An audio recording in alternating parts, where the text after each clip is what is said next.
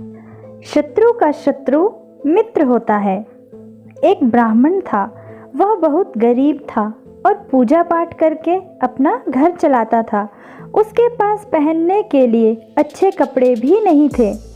एक बार एक यजमान ने ब्राह्मण की दरिद्रता देखकर उसे दान में 2 बछड़े दे दिए। ब्राह्मण खुशी खुशी बछड़ों को अपने साथ ले आया।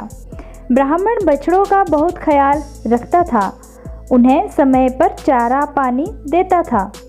कुछ समय बाद दोनों बछड़े बड़े हो गए और देखने में शरीर से काफ़ी हष्ट-पुष्ट थे। एक दिन एक चोर की नज़र उन बछड़ों पर पड़ी। चोर ने सोचा, क्यों ना इन बछड़ों को चुरा लूं? ये काफ़ी हष्ट-पुष्ट है, इन्हें बेचकर मुझे बहुत सारा धन मिल जाएगा। चोर ने दूसरे ही दिन बछड़ों को चुराने की योजना बना ली।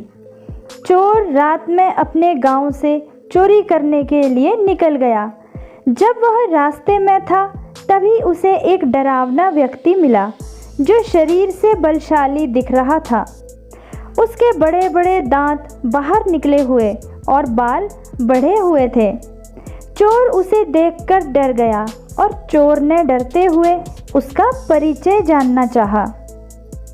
राक्षस ने बतलाया कि वह ब्रह्म राक्षस है। ब्रह्म राक्षस ने चोर से उसका परिचय पूछा और जानना चाहा कि इतनी रात में वह कहाँ जा रहा है। चोर ने बताया कि वह एक चोर है और ब्राह्मण के यहाँ बछड़ों की चोरी करने जा रहा है।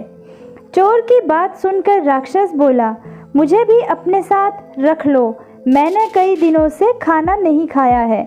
मैं उस ब्राह्मण को खाकर अपना पेट भर लूँगा और तुम वहाँ बछड़े चुरा लेना।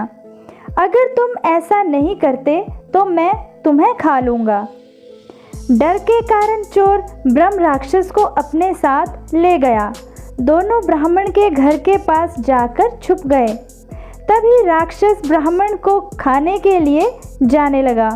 उसे जाता हुआ देखकर चोर ने उसे रोका और कहा, तुम इस प्रकार जल्दबाजी करोगे तो ब्राह्मण जाग जाएगा और मैं बछड़े नहीं चुरा पाऊंगा। इसलिए पहले मुझे बछड़े चुरा लेने दो, फिर तुम जाकर ब्राह्मण को खा लेना।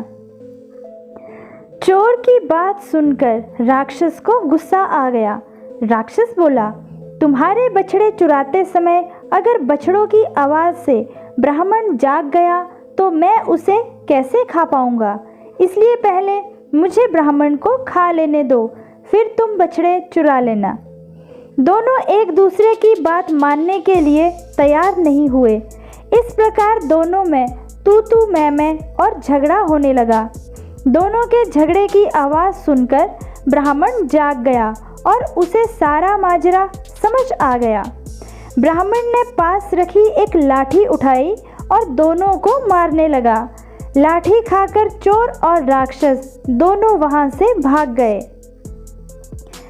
इस कहानी से हमें यह शिक्षा मिलती है कि 2 शत्रुओं की लड़ाई से तीसरे का फायदा हो जाता है। तो दोस्तों, आपको यह छोटी सी कहानी कैसी लगी?